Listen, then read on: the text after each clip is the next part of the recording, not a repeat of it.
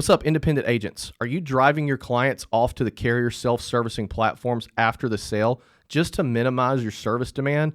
Stop doing that with the premier mobile and web agency solution, GloveBox. Now you can keep your clients in front of your agency at all times, all while delivering the carrier self-service experience that will minimize your service costs and absolutely wow your customers. On top of that, GloveBox will help you increase your cross-sales, referrals, and overall retention with an easy-to-use policyholder interface. Trust me, guys, we're using this at Portal Insurance, and this is literally happening. We are selling policies and servicing policies through our app. Schedule your demo with GloveBox today, and be sure to mention the Insurance Guys podcast for 20% off of your subscription for the life of your account. Guys, it's so cool that I can tell my clients, download the Portal app. Thanks, GloveBox.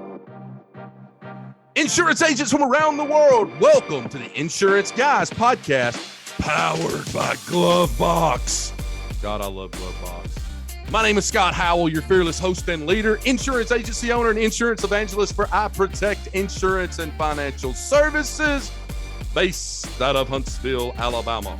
And before we get started on today's episode, please help me welcome. She currently resides in Hilton Head Island, South Carolina. She is a graduate of West Virginia University, and since 2008, her role in the insurance industries have included Chief Innovation Officer for the Ohio Insurance Agents Association, Chief Executive Officer for Intel Agents, Business Consultant, and today she is the owner and president of Agency Focus, assisting independent agents to understand their agency's fair market value, perpetuation planning, consulting during a purchase of another agency, compensation strategy, cash flow and risk analysis, and much, much more. Ladies and gentlemen, it is my profound honor today to introduce to you my friend and first-time guest on the IGP. Please welcome Miss Carrie Wallace. How are you, Carrie? I'm doing good. I got to tell you, I've been on some podcasts, never one with an intro like that. Well, I just want to say thank you so much for being on the show today.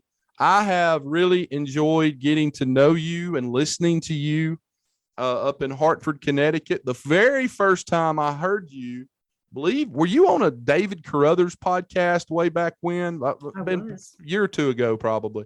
Heard you on that podcast. I've followed your career. I've talked to many, many people in the industry. You are very well respected and liked, which is important.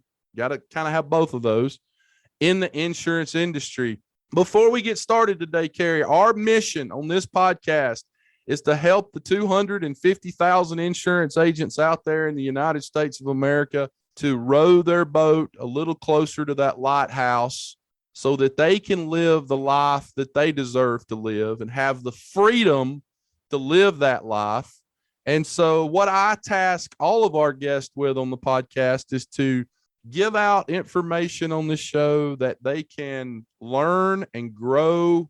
And the next time they're in a conversation with their insurance agent buddies, they can go, oh yeah, I know about that. Heard about it on the Insurance Guys podcast. I know exactly what you're talking about. So before we get started, though, I guess it would be a little troubling news to report. So my podcast co-host, Mr. Bradley Flowers, is not on the show today, guys. He has come down with COVID. He is doing okay. He's doing fine. I was just on a conference call with him a little while ago. His beautiful wife, Laurel, has it now. And, of course, they're monitoring their baby to make sure that nothing happens there. Since 8 o'clock this morning, I've had not one, not two, but 3 employees go down with COVID. And I want to apologize to you for having to push back 30 minutes, but I was getting all this information in via text message, and I had to make some phone calls. We had to move phones around, move people around to get them where they needed to be. And it's a tough time right now. But as I was telling my staff yesterday, Carrie, on a conference call, there is nothing about the insurance industry that is easy. It is a up at dawn, pride swallowing siege. And I think for everybody listening to this podcast, no matter what stage of your career you're in the insurance industry, the better way to look at everything that you do is this is going to be a challenge, whatever it is. whatever you're going through. It's going to be a challenge. It's going to be hard, but I'm going to come out of this a better person, stronger. Maybe we can overcome some obstacles and help us get better as an agency long term through this. And I think if you have that mindset, you don't feel as bad when things don't go quite your way, because a lot of people have that it's going to be easy mindset about everything, and nothing in this business is easy. Well, nothing about running your own business is easy, right? No, and I got to tell you, if anything, we've learned a lot in the last 2 years is to expect the unexpected. Correct. And man, I'll tell you, I know more people right this minute that have COVID than I knew the whole prior year. Agreed. It's incredible. So I hope that your staff is okay and that everybody recovers quickly. I certainly have reached out to Bradley a couple of times and given him the same sentiment. Like, we care about each other, and I really hope that everybody comes through okay. Yeah, I truly do. So I have one staff member that, and I had not heard about this until a couple of days ago. I don't watch very much news, but somebody was mentioning this to me. But I have one. My claims manager, Harley Self, actually has the flu and COVID, tested positive for both at the same time. Oh my goodness. So I'm calling and texting her and checking on her. She's been down since, I guess, Monday. Today's Thursday. I just, you want everybody to be okay, and you have to balance checking on all of them with making sure phones are set up correctly and we have people to answer the phone, and some work is still getting done, but you got to give people grace. I mean, absolutely you do. Tough. If anything, we've all learned grace. Yes. We've all learned trust. Yes. I mean, we've all learned a whole bunch of things, right? Right. So today, I think this is going to be a podcast that helps more independent insurance agents than probably as much as any podcast that we have ever done. And we have a lot of ground to cover. Guys, if you're driving a vehicle right now, that's fine. Listen to the podcast while you're driving. I would highly encourage you to get in a quiet place with a notebook and pen. And as I always say, write this shit down, because what Carrie is going to do today for us, guys, she is going to spit gold for you. And the place I want to start is agency valuations. And I want to, full transparency here, Carrie and I are working together because I am giving Clinton Orr in my agency 10% ownership in I Protect Insurance, not his book of business, in the agency. And we have been working closely with Chris Brand and our attorney, Randy Quarles out of Birmingham, Alabama, to get all of the documents that we needed drawn up. And I went over these the other day with Carrie, but I've got some of the copies of this here. So there's a restrictive stock transfer agreement here, amended and restated articles of incorporation for our agency, and then a stock redemption agreement and joinder that are attached to that as well. So that's one part of this. But the other part of this, and this is something that I want you to go through and talk about with these agents, is why is it important that every 3 to 4 years, these agents stop what they're doing and get a valuation done on their agency? Great question. It's actually, I'd love to start with why I even do this. Yeah, I entered the insurance industry about 14 years ago, and I have a finance background. I actually entered at the association level in Ohio. And, when I first started, I love independent agents. I love that they're parts of their community. And I actually fell in love with the industry, period. I truly did. But the end of my career at Ohio Insurance Agents was about really helping independent agents understand their value, really think about planning for their agencies. And that's where I hit my stride. That brings me the most satisfaction in what I do. And the reason for that, Scott, is it's their most valuable asset. You work really hard to serve your clients and you build this business. Why wouldn't you know the value of your agency? Right. Without knowing, you can't plan. You can't do the things that you're trying to do, which is plan for the succession of your business. It seems almost crazy to me that so many leave that go until it's too late. And then it becomes a problem and becomes very undervalued in very sad situations. Yes. I've had several people, we were just talking about COVID, and I've had several people call me and say, we didn't plan. I have to transition my agency and it's now urgent. I don't know the value of my agency and I have to stop and do it then. If you do that, your agency is going to sell at a discount.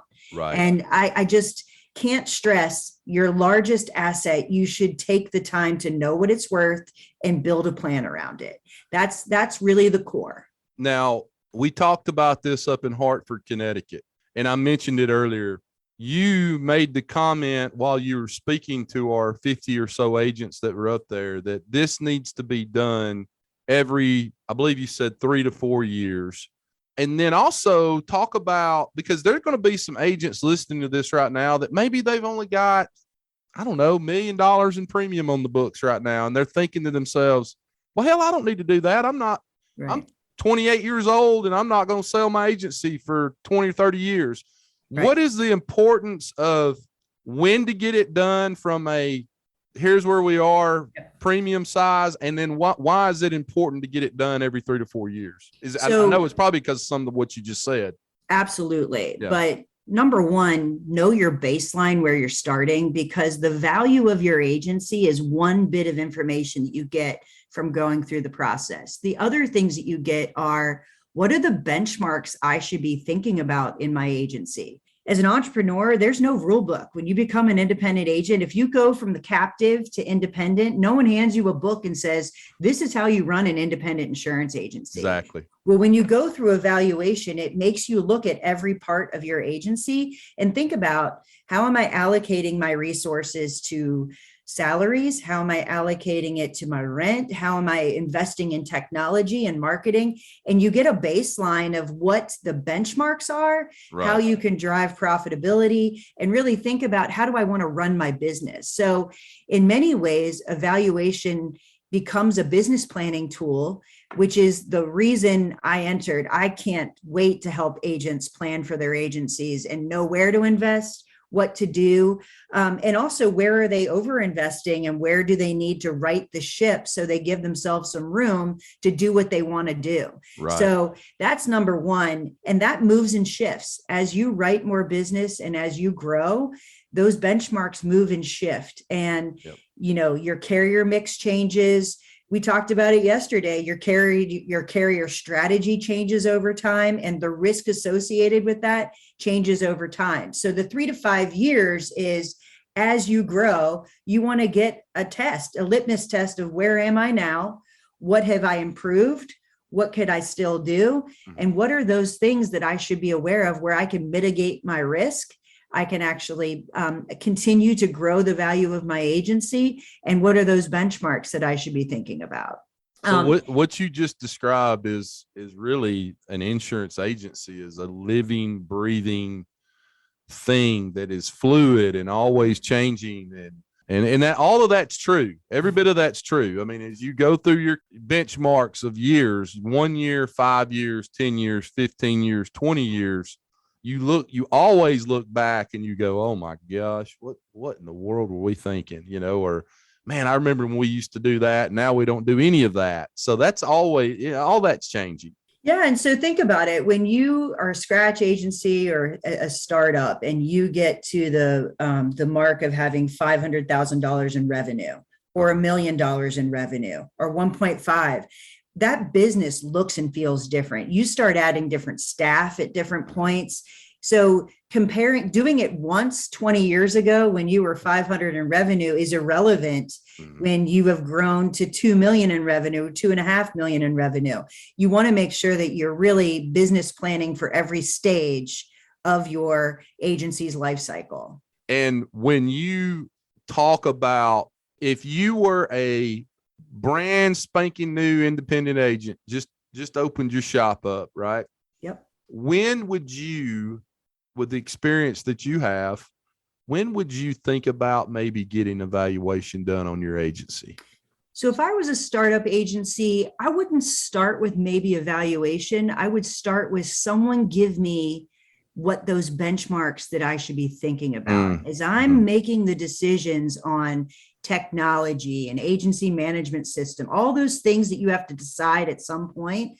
I'd want some kind of benchmark to be guiding me through that. I watched Ryan Hanley and Rogue Risk as he was making some decisions. And I think he's got a great network of agents that can give him some information, but using some benchmarks, how much money to allocate in each of those areas, Right. I think start there. Once you get to 500 in revenue, you need to know the value of that asset. Yeah. You absolutely need to understand what's driving it, what risk is there. And I think in revenue, because to me, that's what the financial statements show. Right. I also would encourage many agents to start talking in terms of revenue, not premium volume. Think about it that way, and what the profitability is of your agency. That's all driven based on your, expenses and revenue, not your premium volume. Correct. Yeah, Mike Stromso said something recently to me. We were talking about independent agents a lot of times, especially when they get up in volume size, they talk a lot in terms of revenue rather than premium. Yep. And he said, here's the deal, guys. Agency owners talk in terms of revenue, employees talk in terms of premium. It almost is like I need to be having conversations with Carrie Wallace in the form of revenue discussions, or maybe another agency owner if we're going to, talk about different things, maybe talk about revenue. But then when you're talking to other people, you may be talking about premium. I'll tell you another thing I've noticed. It's hard for all these nationwide agents who have recently gone independent because for years as a captive agent, you talk in terms of premium. And so it is a little bit of a transition to start talking more in terms of revenue rather than premium level. It absolutely is. But, when you think about it, premium volume doesn't pay your people. Correct. Like that is a hard translation when you're talking about business planning inside your agency. So I agree. I totally get it. Premiums for show, revenues for dough. That's what I've always said. That's right, man. That's it. I love it. So let's talk a little bit about what you're doing for me. Guys, I'm telling you this, and we're not going to get so far down in the weeds that I start posting my financials on the IGP website or the Facebook page. But our initial conversation we had was a couple days ago. Yeah.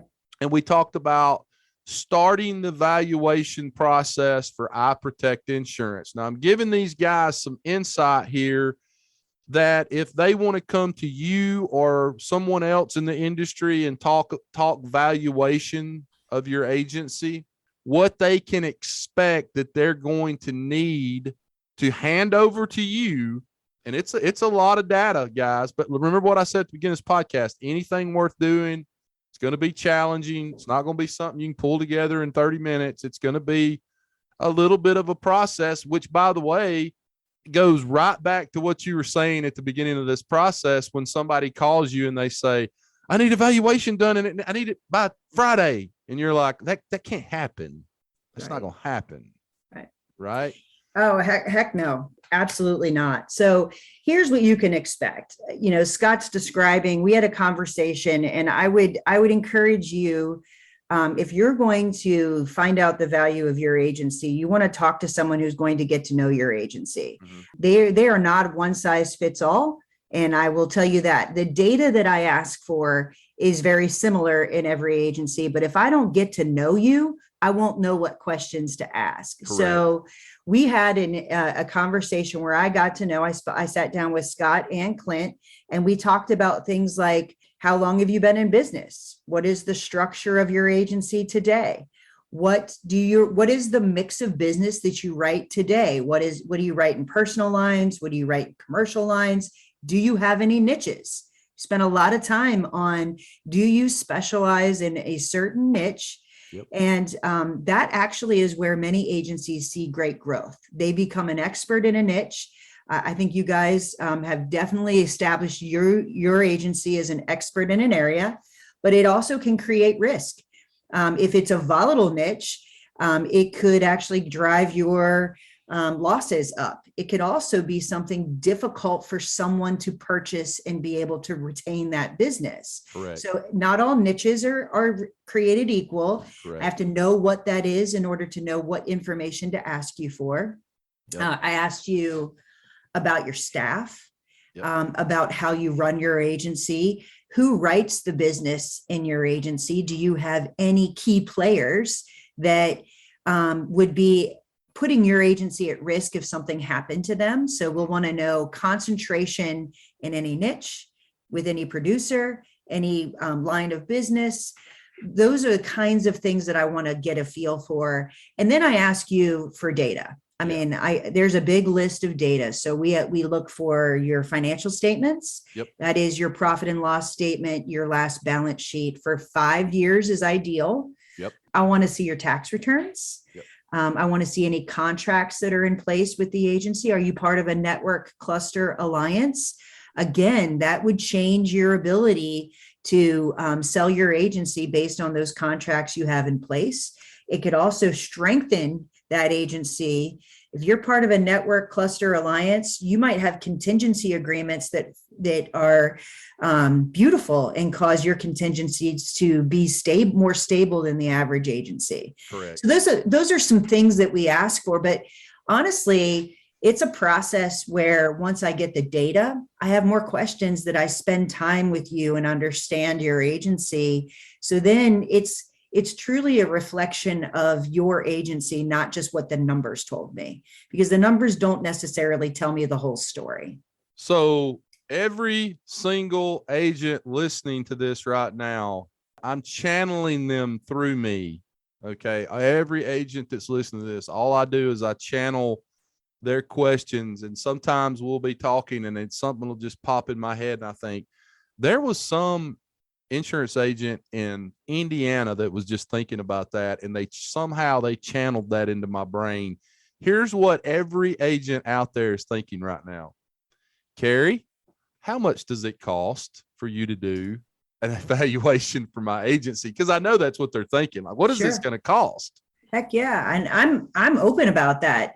So I told you I started in the association, and the reason we went into this is because as you know, there's 36,000 independent insurance agents across the country.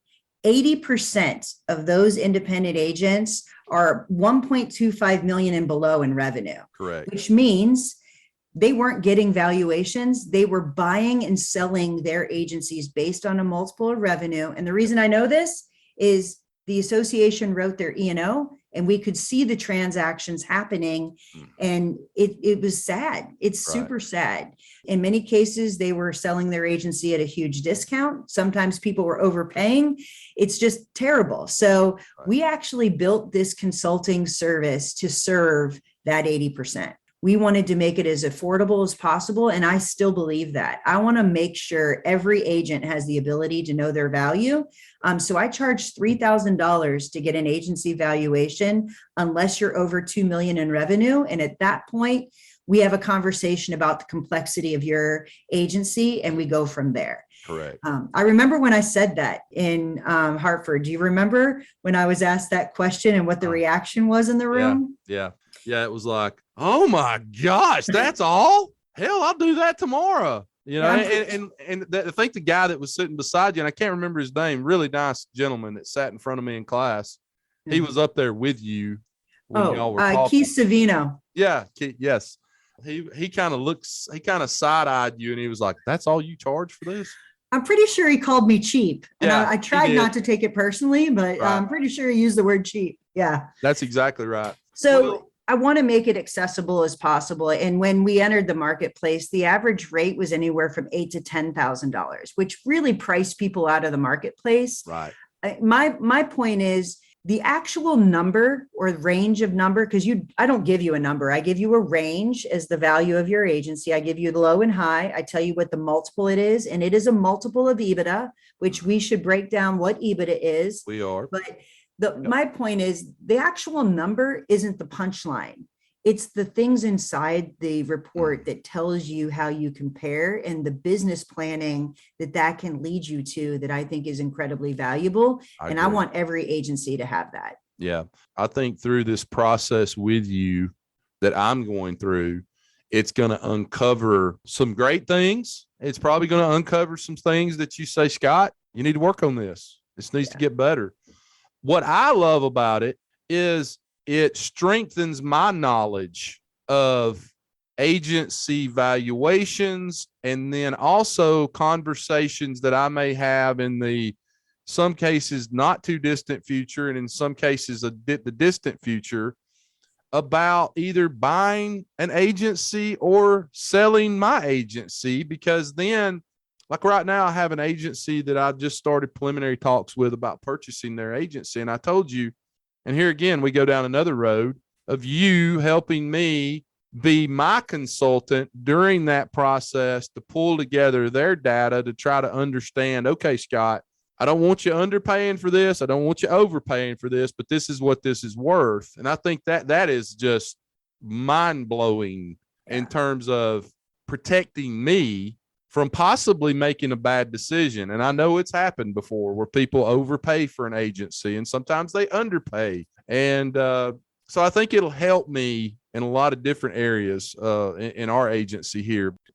When you're looking at buying another agency, you don't want to overpay, but you also want to uncover the synergies that exist between the two agencies. Right. So putting those two side by side and being able to actually start valuing what that is incredibly beneficial. And if you don't know where you are, you have no idea how to compare another agency to it. So Correct. Have your baseline and then say, does this help me or hurt me in these areas? Do their carrier mix match with ours? And what will that actually do to the overall agency? Do their niches match with mine? And does that now create some diversity that I was looking for? Or does it actually further exacerbate what I've already created? Like, there's some things you can start thinking about strategically about who you even want to talk to. Right. So there's a lot to that. And the numbers help. It's emotional. When people want to buy an agency, I think they fall in love with the idea of the deal. It's also really smart to make sure that financially it makes sense. And I care about people, but I'm not an emotional person when it comes to this kind of decision. Yeah. I'm able to give you the data to help you actually drive good decisions. So I had a question earlier that popped into my head when you were talking. Do you ever have an agency come to you to do a valuation or to do some type of business consulting, but more on the valuation side, that try to hide things from you? Like, don't want you to see the full picture? I wouldn't say they try to hide it. I think there's a lot of agencies that are scared because they know that there are things inside their agency that aren't really expenses that are associated with the agency. And I think, listen, agencies are incredibly valuable and they're very profitable. And there are several agencies that have expenses flowing through their agencies that are not directly related to selling insurance. That is a fact. And here's the deal. If you can know what those are and isolate them, your Ebitda, or the profitability of your agency, improves, and it improves your ability to sell at a high as much as possible. But I think it's not that they want to hide it. It's that they know that it's there and they really don't want to admit that to any other person, Well, guys, if you're worried about something like that, the very first thing, and I was impressed with this, we talked about this on our first call we had together the other day. The very first thing Carrie is going to send you is a non-disclosure and confidentiality agreement that I've read it. You notice it took me a little while yesterday to get it back to you because I was reading it. Yeah. And it does protect me just as much as it protects you from a confidentiality and non-disclosure agreement standpoint. And I thank you for that. That helps put my mind at ease. And I know for other agents out there that might be looking at using a service like yours, I could see where that would maybe help them disclose some things that maybe otherwise they don't want to disclose, if something's going on. I don't know, but I get it. It's a sensitive topic. I mean, it is literally, you have to really, in order to have it work well for you, you have to be willing to share a lot of information. And Yep. the thing is, people do business with people they know, like, and trust. And I take that pretty seriously. And I want to make sure someone trusts me implicitly to share whatever it is, because I'm only here. If I don't have everything, I can't help you. Right. Exactly. Or the numbers that you do give them back are not going to be correct. They're going to be So accurate. what benefit is that? So, yeah. So let's get into the meat and potatoes of another conversation. And I'll say my podcast co-host is the one that called me specifically this morning and wanted to discuss this for all the independent agents out there, because this is kind of a little bit of a hot button topic. I hear it talked about more now than I ever have. You know, back in the old days, which was like 5 years ago, when you heard agents talk about selling, they talked about a multiple of earnings. And I remember, you know, early 2000s, the number that I kept hearing thrown around quite a bit was 2.5 times earnings. That was a number that was kind of, in my mind, an industry standard. Today, what we're seeing more and more of is we're going to talk now, guys, about a word, an acronym called Ebitda. Okay. And I think before we go down this road, I want everybody on here to understand what that is. So earnings, Ebitda, EBITDA. That's the acronym. You hear this a lot on Wall Street. This is a big Wall Street term, but it's earnings before interest, taxes, depreciation, and amortization. And the definition, you can pull this off of Google, is it is a measure of a company's overall financial performance and is used as an alternative to net income in some circumstances. That's the definition of it. Okay. Ebitda. Now, I've heard 4 or 5 agents talking about selling lately, and we're going to get into that in a few minutes too. But then they start talking about multiples of Ebitda. Take it from there. Okay. So how do you even get to your Ebitda is where I'm going to start. Yep. To me, Ebitda is very simple. It is a true measure of the profitability of an agency. So if you think about it, what's my total commissions or revenue that I bring in? What are my contingencies to get to my total revenue for the agency? That's an easy one, right? And then you have all the expenses to run your agency, including your staff, you know, your occupancy, your rent, all of those things, your technology. What do I need to run the agency? Your revenue less the expenses is typically your net income. Then you have things like something you bought 3 years ago. Let's say that you bought a car 3 years ago and you are moving that expense over time.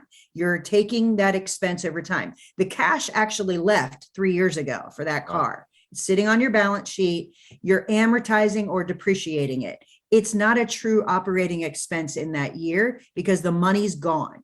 So it takes all those non-cash things out of the equation and just talks about what's the revenue and expense in any given year, gives you what your Ebitda is. It literally removes the depreciation, amortization, interest. If you have an interest on a loan, again, that's not for operating your business. That's something to do with that's not part of the actual operations. Does that make sense? Yes. So that's how we get to Ebitda. Multiple of Ebitda Ebitda is the actual profitability. Now, what's the likelihood that you will continue to operate that way? We use all the risk factors inside the agency to come up with what multiple we would apply to that Ebitda. The problem with using a multiple of revenue is if I took your top line number and used 2 times revenue for an agency that isn't growing, that has one owner past the age of retirement with no plan, that has no profitability, you literally have overpaid significantly for that agency. Same $1 million agency is growing at 10% a year, has multiple owners, has profitability. The likelihood that agency will continue to do that based on their operations is far greater than the one that's declining or the one that has all these risk factors that could cause that revenue number to go down. So if you just use the top line, you have no idea how that agency is operating, right? Ebitda gives you an idea of all of that. And then the risk that it would continue that way or not continue that way, it gives you a better idea of the ongoing value of that agency. Am I to assume that if you go purchase an agency and instead of doing whatever times earnings, which is a very simple, back of the cocktail napkin math that you could just throw out there, that for the seller, there's probably a lot more deep diving done into their financials, their business operation, to get to the Ebitda multiple that we're about to talk about in just a second. I'm assuming that's probably a little more of a deep dive to get into that. It sure is. You have to do a valuation to get the multiple of Ebitda, without question. So I'm channeling my insurance agent that's listening to this in Wisconsin right now, because he's thinking about what I'm about to say. Today, January of 2022, what are you seeing agencies sell for as a multiple of Ebitda? What's kind of the range that you're seeing? So I valued 65 agencies I worked with over the past 12 months. And several of those sold. I also talked to several banks. So for internal transitions, meaning one generation to the other, it was anywhere from 5.5 to 7 times Ebitda. For external, that is more like 6.5 to 7.75. Is when there's a bank loan involved, that's what the multiple of Ebitdas are. If you looked at the news, for large agencies, platform agencies with private equity involved, other external sales, that Ebitda number is somewhere between 11 and 12 times Ebitda. What? It includes stock. It includes earnout. You have to get into the nuts and bolts of what those transactions include. So those two things are very different. When you do an internal transaction and we're talking, 6.5 times Ebitda, there's no stock in a company that we're talking about. The profitability of that agency has to pay for that transaction, right? Externally, but that's the daddy selling to a son or a daughter. That is correct. Or a partner selling to another partner. Correct. Right. And so that's 5.5 to 7 times Ebitda. It is. Yeah. And then the next one was external sales. So that would be Scott in Huntsville, Alabama, buying an agency that I don't have any personal relationship with in Florence, Alabama. That's correct. And what was the multiple there that you gave? I missed that one. 6.5 to 7.75. If a bank loan is involved, because remember, I can't report on what owner held notes are. Those don't get published anywhere. There's no way to know exactly what price they're talking about. And the reason for that, Scott, is think about it. There's more ability to have synergies and reduced expenses and higher profitability in those transactions. One agency buys another. You might not need 2 accounting systems. You now have one, right? So, and going back to what you said earlier too, to me, everything is when somebody wants to sell and you looking at your current book of business and the types of clients and the industries that you're serving, and maybe that person over here that's saying, hey, I would love to sell. Would you be interested? And maybe all they do is non-standard auto.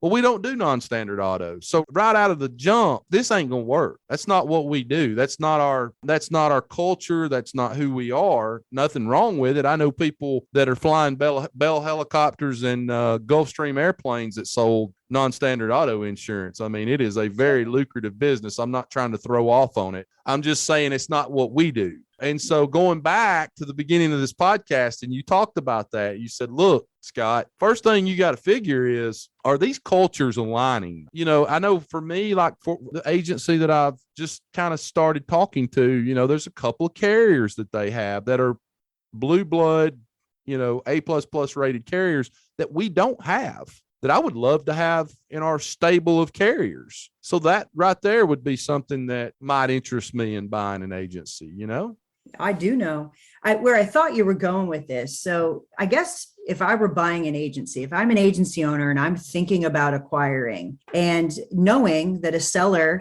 in order to get a multiple of EBITDA, has to generate a fair amount of data in order to be able to get a valuation. If they're not willing to do that and they say, no, I just want 2 times revenue, that's a red flag. A, do they even know their book? Correct. B, why? You know what I mean? Like you're going to need to know all of that if you're going to run that agency and actually.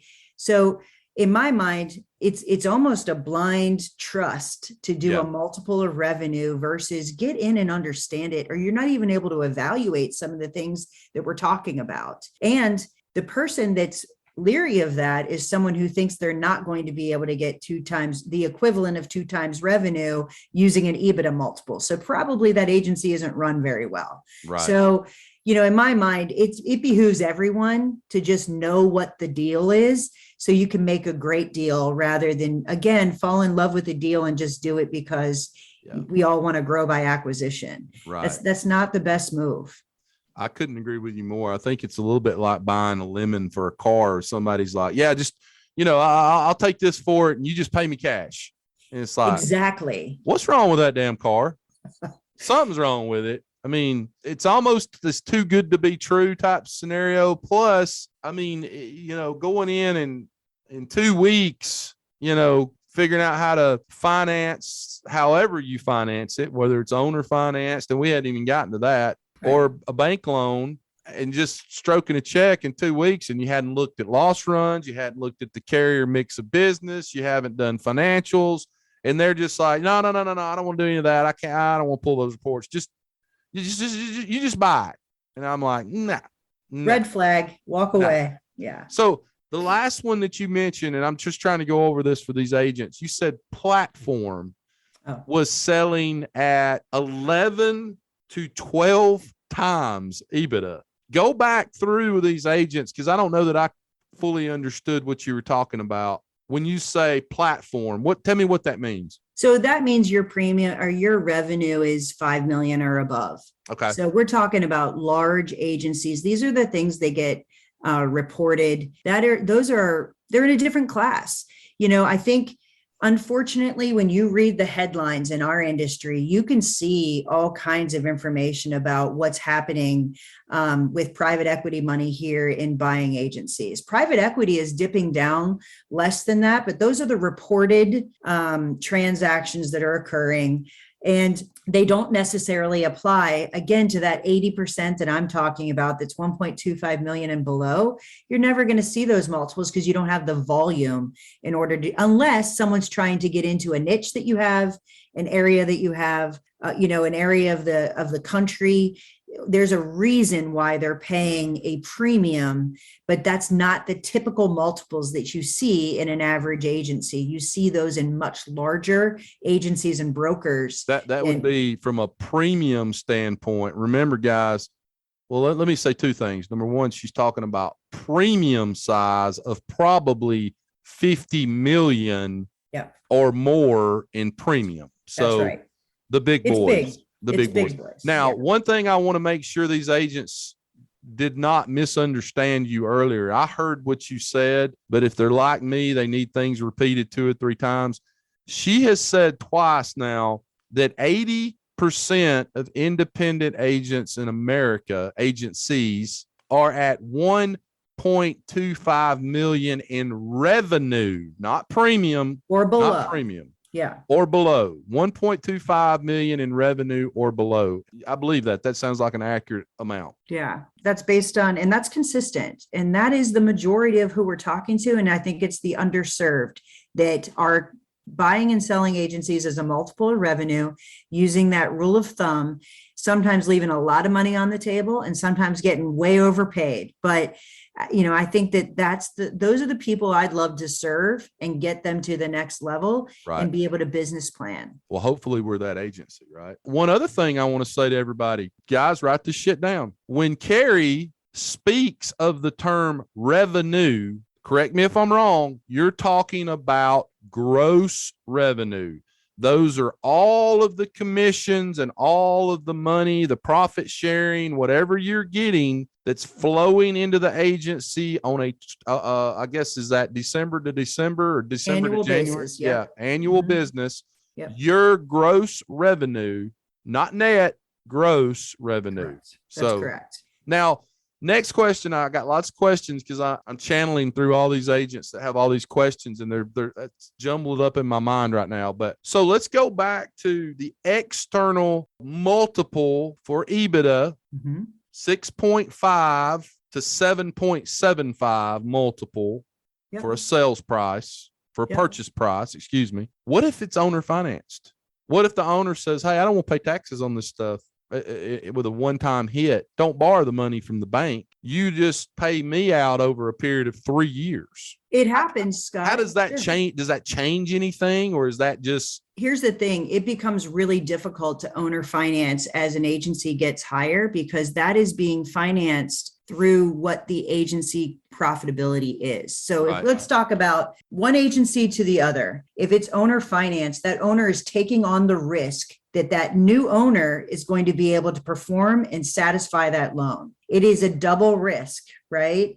So Not you're putting something your that, agency. it sounds like hand- something you don't encourage. No, I mean, you have to No. have shared risk. Uh-huh. So the new owner needs to make sure that they've got some risk, and the exiting owner needs to have some risk as well. Right. The best situation is when an exiting owner stays on for a period of time. It could be 18 months, it could be 2 years, to transition those clients and have continuity in the revenue stream. It Right. mitigates the risk of having your renewal rate really suffer because you lost the owner that typically has a large book, right? I mean, that's obvious. They have a relationship. Sometimes it's their name on the agency. Like there's some fallout of losing the owner Sure. if they do not have some continuity. If that owner leaves the agency, it's run in a different place, and they have an owner financed loan, they are taking on a ton of risk if that agency can't perform. That doesn't happen typically unless the buying person has the same last name and it's in a family. And still, I think that there's some risk there, and there's a lot of hesitation. Is the next generation even ready? I highly, highly recommend getting external financing and mitigating some of that risk. And then The thing just I see the most is a blend of both. and then just making a one-time payment to the owner for X number of dollars based on the EBITDA valuation multiple. And that actually shifts all the risk to the new owner. So Correct. I have seen where there's a part there is owner finance and a part that is a bank loan, and that mitigates the risk between the two. Explain this to me. I talked to a guy the other day that's somewhere between external and platform. He's Yep. selling his agency. Yep. He's hired a firm to assist him in that sale, almost like a business broker who Yep. is going out to the market Yep. and will be bringing in bids from different outside sources for his agency. But one of the things he mentioned to me, and the only reason I bring it up is I've heard this multiple times, excuse the play on words there, but he was saying that part of his buyout, what he was wanting to do is stay on with the agency for some period of time. Let's just say 3 years. Okay. Yep. And that part of his buyout would be based on the growth of the agency during that period of time between the purchase or, buying, I guess. I don't know how. That's what I'm asking. How do they Yep. do that where the owner stays on for a period of time and then maybe your last buyout is based on growth of the agency? So, Scott, I'm going to make it, and there's a ton of different structures. So I'm just Yeah. going to give you an example of what it looks like. So they're using a broker to actually go out to the marketplace to create competition to actually Correct. get the highest price. There's all kinds of different structures of deals that they come back with. But let's just say for ease, let's say he gets 50% cash down now, he gets another 40% in stock, and the last 2 or 3 points, so that makes it to a 9 multiple. The last 2 is based on the performance as he works for the next 5 years to grow the book that, or his agency or the total there, or retained. Typically, it's what happens to whatever business you brought. Is it retained, and did you grow during that time? Let's just think about this logically, though. So let's say I'm 69 years old or I'm 70 years old. And for the next 5 years, when I sell my agency, I want to grow by 30% and retain 93% of that book. Right. How likely is that if you've been growing at 5% up until that point? Like, think about that. Mm-hmm. And think about how realistic that is for everyone at the end of their career. Are they going to want to work in a way that's going to cause them to be able to grow at a very high, grow their book at a high rate in order to get that multiple? Yeah. Does that make sense? So I think when you hear these deals, you got to think about what logically makes sense. Mm-hmm. If you're 42 and you're in your prime and you've grown your agency and that's your deal, it's very likely. And I don't mean to be ageist, but I mean, level of energy and level of where you are in your career matters. Sure. That's not attractive to everyone. Right. Some people, are thinking, I just want to get paid now. Right. Right. Yeah. Well, the other couple of things I was thinking about is, once you sign on the dotted line to sell your agency, right, there's got to be a part of you that's got one foot out the door. Not to mention the fact that you have to break this news to your team, right? I mean, there's no way around them not knowing. And then you've got some, what do you call it, kind of uncertainty there with them, because maybe they're like, well, wait a minute, I've been here for 15 years. You just got the big check. I didn't get a big check. Right. Why do I want to stay here? Because maybe they're only 30 years old or 25 years old. Yeah. I can see there just being a lot of disjointedness going on there while you're trying to keep all the balls juggled in the air, Not only that, think about the cultural difference of an agency that is operating, expecting those kinds of performance numbers. How does that compare to the culture that you had in your agency prior to? Right. I mean, you want to know why there's so many scratch agencies? Look at the acquisitions and who goes out and starts their own. Correct. For that very reason. Correct. Those structures are incredibly profitable and they work really well. I'm not knocking those at all, but it's not for everyone. Right. And when you're an agency owner with a 30+ career, working for someone else is hard. Mm. Working for someone else with a completely different culture is really hard. Yeah. Yeah. So go back again, though. Give me that. When you started breaking this down, you started throwing numbers out. Like you said, this person that was going to stay on for 5 years, they would get a initial cash buyout of what was that percentage? It could be anything, Scott. It could be anywhere from 50% cash up front. Okay. Then there's a portion in stock in the in the buying entity, in the parent company. Absolutely. And then there's a portion that's based on their performance, and that could be retention of their business or new business during that. That's typically the factors that are there. I mean, honestly, I probably shouldn't have used percentages because that can be all over the place. Correct. Yeah. It's I mean, if you get 5 companies, large companies that want to buy you, all 5 of them are going to have those percentages are going to be all over the scale. And here's the thing, Scott, people don't walk around and give you the details. They say, I've sold my agency for 11 times. Right. And they don't even say 11 times what they don't, you know what I mean? So my point is, when you hear those multiples, know that there's a cash portion, there's probably a stock portion, and there's a performance portion. Correct. So no one goes 5 years later and say, hey, did you hit those performance? Did you get 9 times or did you get 8.5 times? Like, what did you end up getting? That conversation never happens. So, and that is a big part of this. Yeah. I mean, really, you can say I sold for 12 times if you want to, but if most of the time in those situations, though, what you're saying is you're getting a cash portion of that. We're not going to put percentages on it, but cash portion up front. You're getting a stock portion, which I assume your very last day of work there, do they normally, an agency owner normally cash that out, that stock portion? I think that, private equities turn every 5 years. So Yeah. I don't know how often that is, but I think that, again, you're not getting paid immediately, I think is the point. Right. And so in order to get paid, you have to be able to exit at some point in that stock purchase, and you want that stock to grow. Sure. So it depends on what their acquisition strategy is on how they're going to grow. Right. Yeah. And then the last part of that obviously is the performance, like Exactly. keeping the band together for 3 to 5 years and motivating people and having the leadership qualities that would allow them to want to stick around while you are still driving the ship to the finish line at the end of year 5 to get out of this, to get your last percentages of your buyout. That's right. Yeah.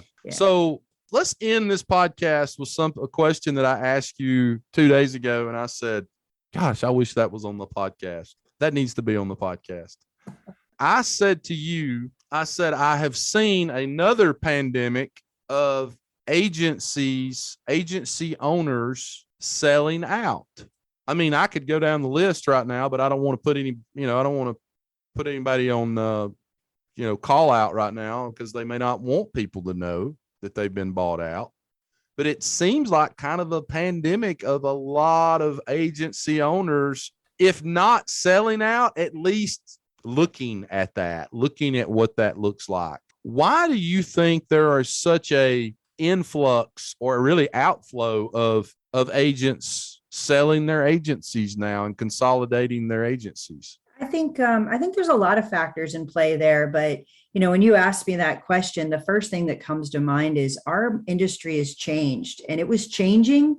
Change doesn't happen real fast in the insurance industry, but the last 2 years has forced some serious change and some things that are not going backwards. So if you were thinking about retiring and you went through the past 2 years, you have to be asking yourself, do I really want to make the investment in technology? Do I really want to make the investment for the next several years? And I think it's caused some people to say, you know what? I don't think I do. I think now is a great time. Number 2, interest rates are low, money is available, and multiples are at an all-time high. So many people are saying the bottom's going to fall out at some point, or that's just the thought process. Am I at the peak? And is now the right time, and there will never be a better time. Right. So I think that's driving it. Hiring is challenging right now. Yeah. I mean, there's just no two ways around that. Hiring's always been challenging, but with what we've just gone through and the shift in our workforce, I think, again, there's agency owners saying, do I want to deal with this, or is this the right time for me to really think about getting the most for my agency? So I think it depends where you are.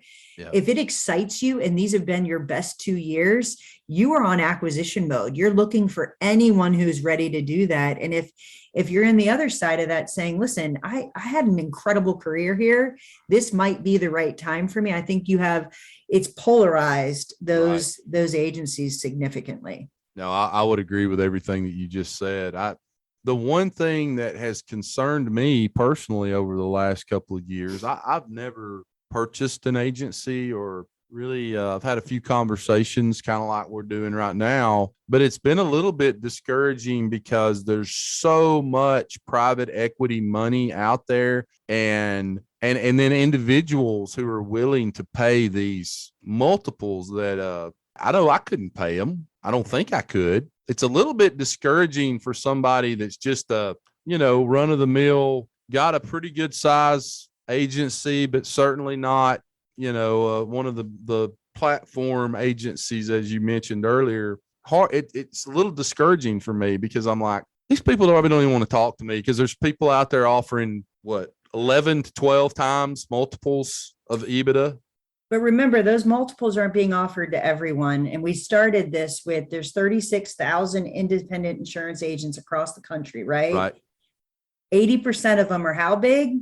Yeah. Those are not the target of private equity. And Correct. Those people are looking for, who do I know, like, and trust that my people are going to be taken care of, my clients are going to be taken care of, My community is going to get served. Like, you got to find the right agent that has his priorities may not be get the highest price for my agency. Right. He might prioritize, or she might prioritize, my clients, my staff, my community, or all three are what's most important. Those are the agencies you should be looking for.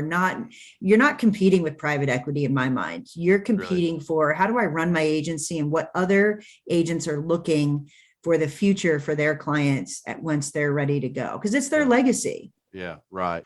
You always have that devil on one side of your shoulder, and the other side of your other shoulder, you've got the angel. And it's like this yin and yang between selling out for the most money that you can possibly get versus maybe that agent down the street that might buy you out for less, but you know that they're going to take care of your clients that you've had on the books for all these years. Yeah, I love this industry for that reason, Scott. 9 times out of 10, they're going to put their clients first. Yeah. I very rarely meet someone who said, nope, get me the highest price. Yeah.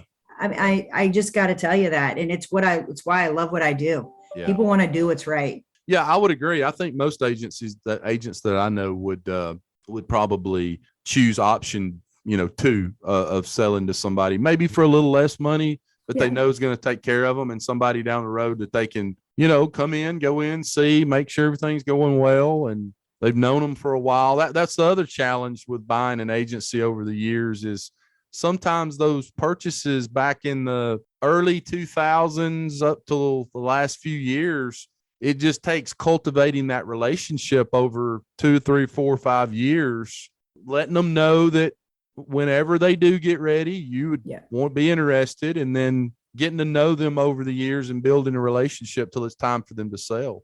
Yeah, I agree.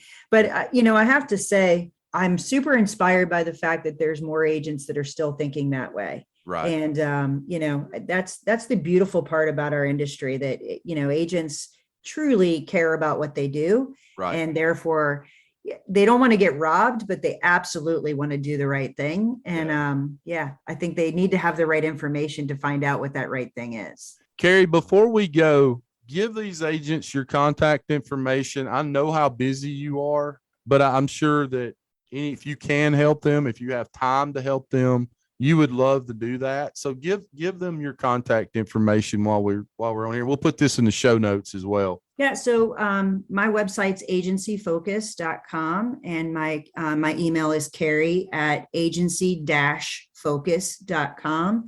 My information's all over the place. I'm on LinkedIn. I'm on Facebook. I'm everywhere.